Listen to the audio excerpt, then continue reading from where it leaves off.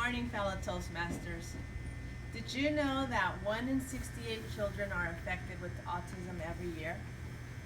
The rate keeps on going up. In 2004, it used to be 1 in 125. So as you can see, it has almost doubled. Autism is a disorder that affects your mental and emotional abilities, and this month is National Autism Awareness Month. And I recently learned about this subject, and I wanted to spread awareness because it's not many people are familiar with autism. I don't really know anybody with autism, so it was just a subject interesting to learn. And what can you do to promote awareness? Well, first off, you can get involved with the autism community, and you can also educate your community. You can take action by being in fundraisers or charity events. We need to learn to accept them because the whole point of awareness is to be able to, when you see somebody with autism, be able to learn how to deal with them because they have a difficult learning ability. So they get upset real easily. They have a hard time communicating. So acceptance is a major importance. You can also do this with the younger ones. Teach them how to deal with people with autism. Sometimes they don't know and they'll just exclude them from activities. So welcome them to do stuff with them. And also learn to appreciate all those that have autism.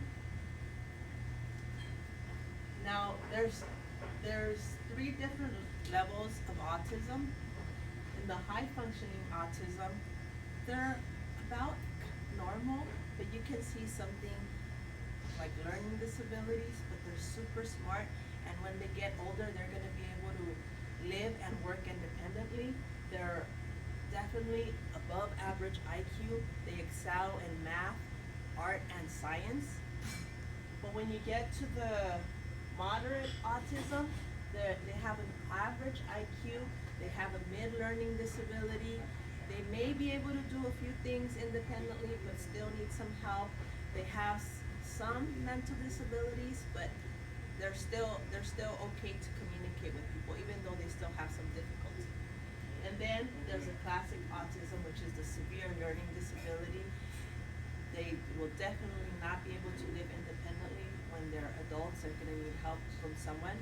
They have a really tough time communicating. Sometimes they can't even talk. So this is a severe learning disability and classic autism. Now, what are the signs of autism? I knew a friend like 20 years ago, a family, and they had a child. He was already 3 years old, and they knew something was wrong with him, but they weren't exactly sure what it was. And she kept on saying, he's not talking. And people would tell him, well, do this, do that. And he still was not talking. He basically fell in all of these, which was lack of speech delay. He would have the repetitive movements. He would like to watch TV to look at music videos, and he was always doing this. He would not respond to his name. He would not talk. He fell in almost all these. He would get aggressive real easily, get upset. So there's seizures, anxiety, mood, sleep disorders, language impairment, a whole bunch of signs for autism. And now, what can you do to treat for autism?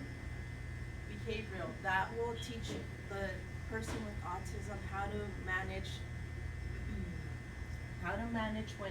when they get aggressive or repetitive, when they have the repetitive movement.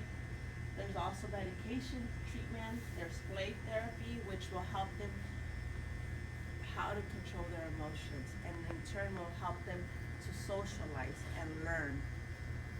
There's occupational therapy. There's physical therapy, which is the basic how to move, and they can use heat or massage to control their movement because sometimes they just hit or they don't know how to control their body. And of course, speech language therapy would which helps them to improve on their speaking abilities. Now, put on the puzzle. This ribbon is recognized worldwide.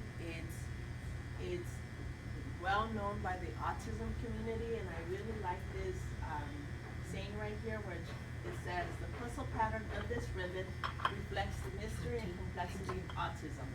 The different colors and shapes represents the diversity of people and families living with this disorder. The brightness of this ribbon signals hope through research and increasing awareness in people like you. And there's so many items you can wear to support autism: a bracelet, a pin, a shirt.